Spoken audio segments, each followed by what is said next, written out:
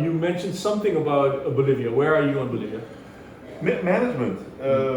We don't believe, we as UPB don't believe in destroying the economy. We don't believe that. But we do believe that mitigation needs to be in place.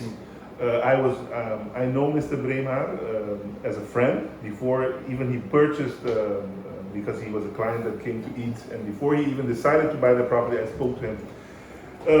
There are some developers that really do have nature at heart. I'm one of them, and I do believe that Bremar has that as well.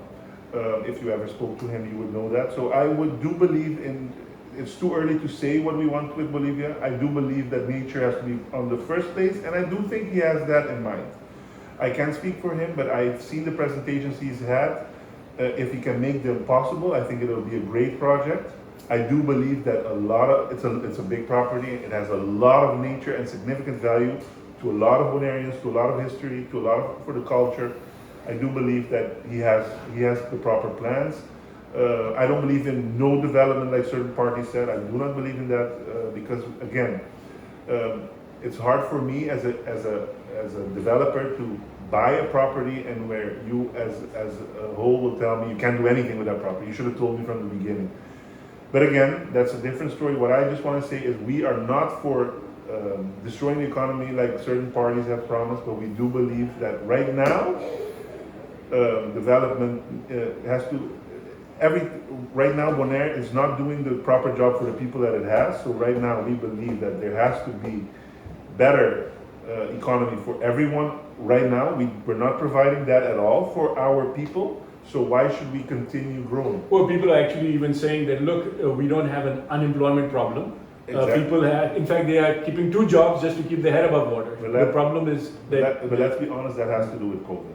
COVID made it so disbalanced, and it was actually, it's amazing because you as an expert in finance has never seen this, because we see inflation, hyperinflation almost, which goes paired with zero unemployment, which I've never seen. Normally it's the other way around. So we can't model this. We can't predict, and we don't know what's going to happen. We see the feeling of a recession, but how can we have a recession? We have unemployment. We've never seen this. So it's unforeseen territory for in economics and finance. So I monitor that daily, and again, it's amazing the benefit of COVID. And you said about resetting, using COVID to reset, and we believe that as well. Using it to reset, reevaluate, and rethink, which I love about you using that. And I think we did miss that reset button. We didn't use it to our full extent because our leaders at that point said, Holland is going to give us money. Holland is going to do everything, and we don't care. The only person who did a lot of job is Nina, and she's gone. I think it's a shame. It's shameful that we lost somebody that had heart for the locals and for the regular Bonairean person. But she's gone now, and I promised her I wouldn't talk too much about her. But she is one that really used COVID into her advantage, using it as giving you time to renegotiate with Holland in a lot of things. So again, yeah, but that's behind us now. So in some ways, it's another maybe lost opportunity to do some dramatic adjustments to where we were going. Cargill, another big project that is. I worked at Cargill, so your views on it? Renegotiate, remanage. Cargill is very simple. It's profit driven. Unfortunately, it's one of the biggest family, privately owned companies in the world.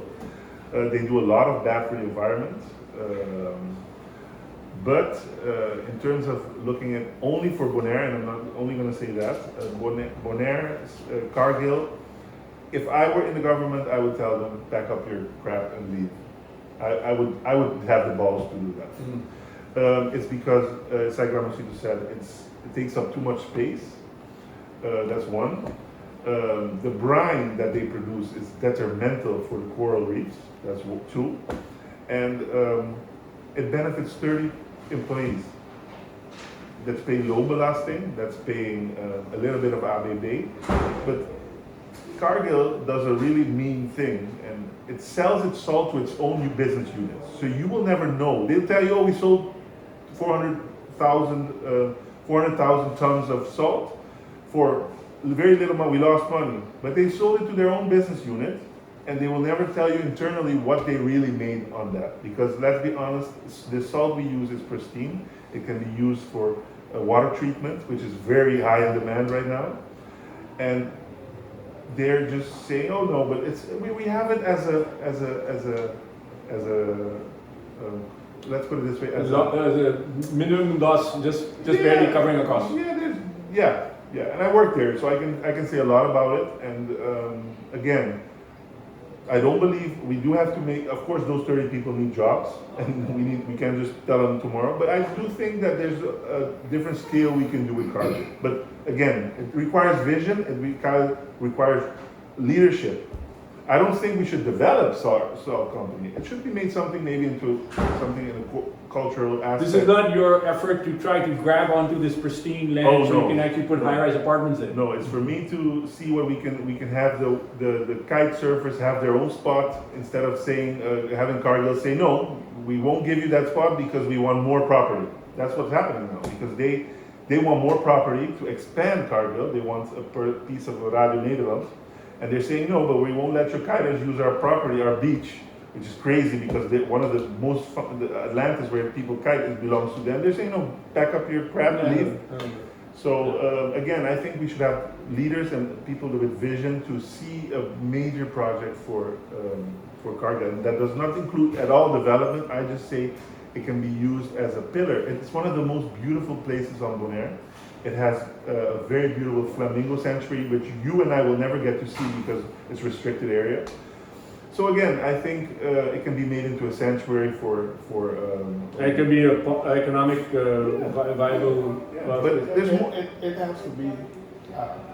Maybe I don't go. Maybe I'm a politician. Or it's not a politician. But I won't go so far to say. Pack your bags. Pack your bags. But I won't say, look, I don't know how long you are going to stay, but I won't give you 60 years. I won't give you whatever I give you on the same conditions. I will need to get into a stage with you that at this point, a lot of them, the beach for sure, we are not going to build on it because I told them already when I was, this conversation I had with them. And they say, no, they don't want anything to be built there because the wind, it's important. It's important for them.